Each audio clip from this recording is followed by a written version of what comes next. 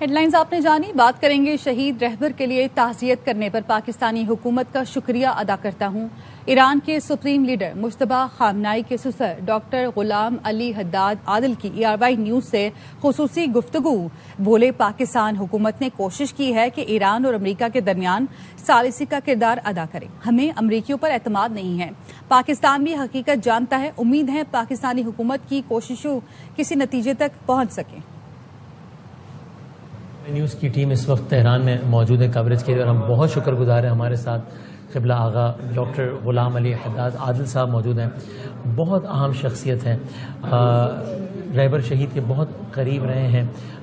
Iran की जो पार्लियामान है उसके स्पीकर रहे हैं। ईरान का जो इदारा है बराए फ़रोग़ फ़ारसी ज़बान और अदबियात उसके सरबराह हैं। कई हवालों से बहुत रेलेवेंट है। मैं शुक्रगुजार हूँ। Thank you very much for your time. Thank you very much for your time, and condolences from all of my country people to you. May Allah bless all the departed souls, inshallah.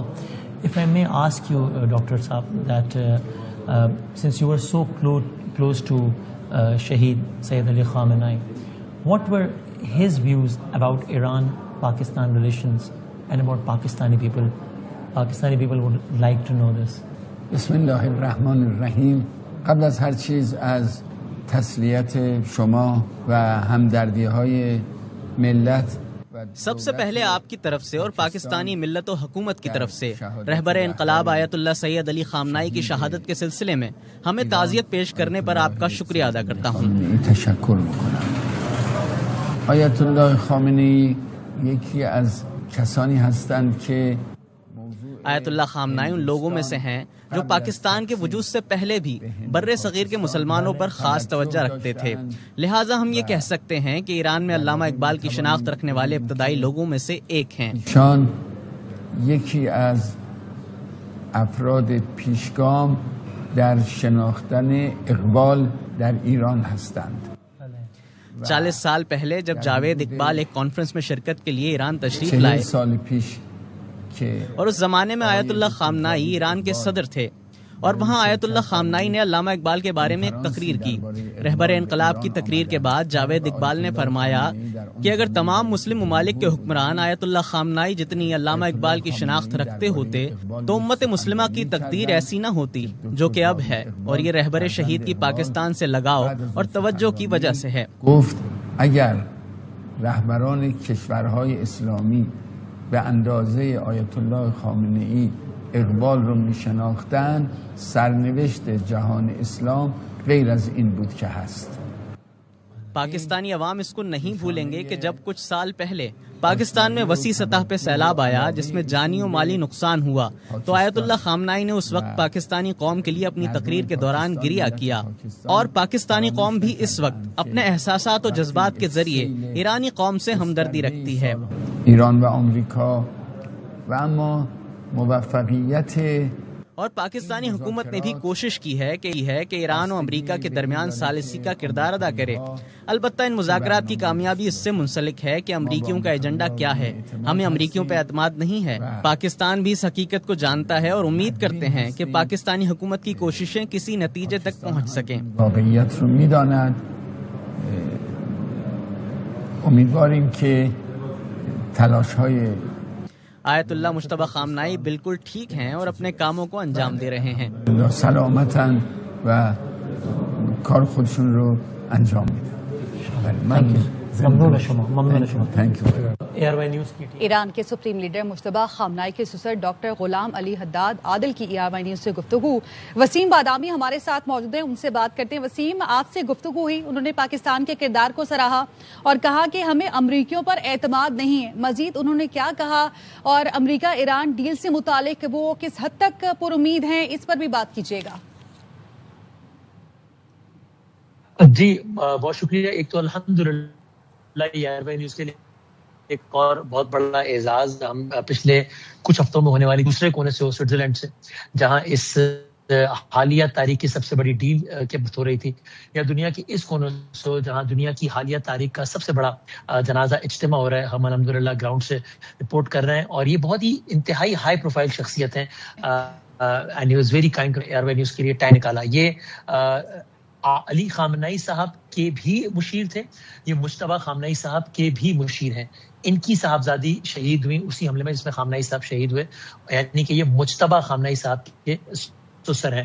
اور بہت پہلے سے نظام ہے. جب احمدی نژاد صاحب president تھے ایران کے، اس زمانے میں یہ ایران کی اسمبلی کے اسپیکر تھے. ابھی بھی ان کے پاس بہت عہدے ہیں اور کئی اداروں کے سربراہ ہیں، تو نظام کی بہت اہم شخصیت ہے. یہ میرے بیک گراؤنڈ سے اس لیے کیا تاکہ انداز ہو کہ ان کی کہی گئی ہر بات یا ان کا وقت دینا کسی بھی پاکستانی ادارے کو پہلی دفعہ.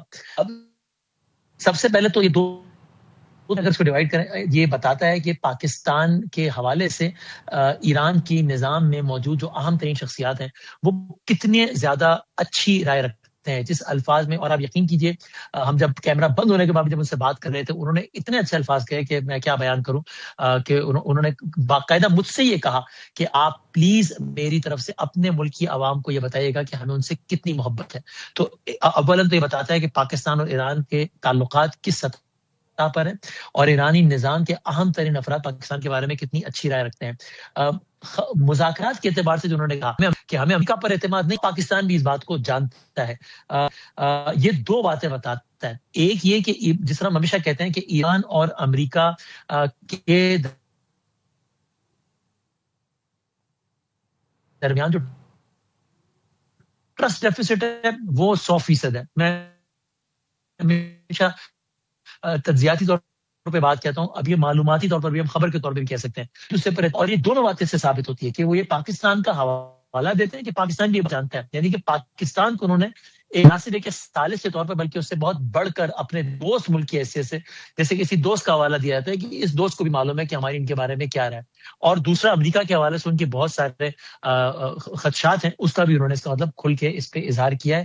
وہ کہتے ہیں کہ ہم چاہتے ہیں کہ مذاکرات کسی اچھے نہج پہ پہنچیں، لیکن امریکہ سے ہم کو زیادہ امید نہیں رکھتے ہیں. امریکہ سے نا امید ہے لیکن پاکستان پر اعتماد ہے. اسی لیے ہمیشا کہتے ہیں کہ سارے مذاکراتی عمل میں یا یہ سارا جو جنگ کی طرف دنیا جا رہی تھی، اس پورے پروسیس سے آپ ایک اینٹیٹی کو مائنس کر دیں، یہ سارا سسٹم دھڑام سے گر جائے گا. اس ایک اینٹیٹی کا نام پاکستان ہے. حداد عادل صاحب کی گفتگو اس بات کو بھی ثابت کرتی ہے. Last but not the least, انہوں نے بہت اہم بات کی. آج آپ نے شاید دیکھو ویسٹرن میڈیا میں کچھ جگہوں پر یہ خبریں لگیں کہ absence of Mojtaba Khamenei spark some new controversies, کہ جناب ان کو خدا نہ خواستہ کچھ ہو گیا ہے، حالت ایسی نہیں ہے، طبیعت ایسی نہیں. ہم پہلے دن سے کہہ رہے ہیں کہ یہ معاملہ سیکیورٹی کے حوالے سے ڈیٹیل میں بات کر رہے ہیں، آپ کہیں گے تو میں دوہرا بھی دوں گا. انہوں نے یہ جملہ کہا ہے، یہ بات ہی کہ مجتبی خامنئی صاحب بالکل ٹھیک ہے اور کی صحت و سلامتی کے ساتھ ہیں اور چیزوں کو آگے بڑھا رہے ہیں. اس میں بھی دو خبریں چھوٹی کہ اس کا مطلب کہ صحت کے حوالے سے کسی میں زخمی ہونا یا علاج ہو جانا وہ ایک الگ معاملہ ہے، لیکن قطعی طور پر بھی کوئی ہیلتھ کی صورت حال ان کی ایسی نہیں کہ وہ کسی ایونٹ میں شریک ہوں یا کسی چیز کو آگے نہ بڑھا سکیں. اور دوسرا ہے کہ انہوں نے کہا چیزوں کو آگے بڑھا رہے ہیں خیریت سے، صحت سے، بلکہ وہ اس صورتحال میں کہ انہوں نے عملی طور پر حکومت ایران کا، مملکت ایران کا، ریاست ایران کا چارج سنبھالا ہوا ہے. اینڈ بائی آل مینس وہ اس وقت چیزوں کو بحیثیت رہبر معظم لے کر آگے بڑھ رہے ہیں. تو اس ایک انٹرویو میں بہت ساری یہ باتیں خبریت کے اعتبار چھپی ہوئی ہیں جو کہ ہم ARY نیوز کے توسط سے، ہمارے کورسپونڈنٹ یہاں پر احسن نقوی صاحب، ان کا بھی شکر گزار ہوں بہت زیادہ، ان کے توسط سے ہم ناظرین کے سامنے لائے ہیں. اچھا وسیم، آپ وہاں پہ موجود رہے، اجتماع میں بھی موجود رہے، ظاہر ہے لوگوں سے بھی انٹریکٹ کیا ہوگا. امریکہ نے رجیم چینج کی بات کی، رجیم چینج ہو گئی، لیکن آپ نے لوگوں کی سوچ کیا پائی اس کو لے کر؟ وہاں پہ لوگ اب کیا سوچ رہے ہیں؟ جی ہاں، اور ابھی جیسے ہی یہ گفتگو ختم ہوگی اور پرائم 11 تاریخ کا آج کا جو نشریہ لگے گا اس میں ہم نے لوگوں سے گفتگو چلائی بھی ہے، اس سے بھی بہت اطلاع ہوگا. ایک جو ظاہر ہے رجیم چینج تو جس یعنی ایک شخصیت کو منظر عام سے ہٹانا یا شہید کر دینا، یہ اور نظام تبدیل کر دینا، رجیم چینج ہو جانا، یہ دو بالکل الگ الگ باتیں ہیں. اور وہ نہیں ہو پایا جو ایران جو امریکہ چاہ رہا تھا، وہ قطعی طور پہ نہیں ہو پایا. اور اس کا سب سے بڑا ثبوت یہ ہے کہ اگر وہ ہوا ہوتا جو ڈونلڈ ٹرمپ کہہ رہے ہیں کہ ہم نے پہلی ٹیئر کو اڑا دیا، ہم نے تو دوسری ٹیئر کو اڑا دیا، ہم تو تیسری قاعدت سے بات کر رہے ہیں. اگر آپ یعنی یہ اگر سوچ میں کوئی فرق ہے تو پھر آپ کو اتنا ٹف ٹائم کیوں مل رہا ہے؟ آپ کے اپنے الفاظ ہیں کہ بہت ٹف نیگوشیٹرز ہیں. اگر یہ ایسا ہی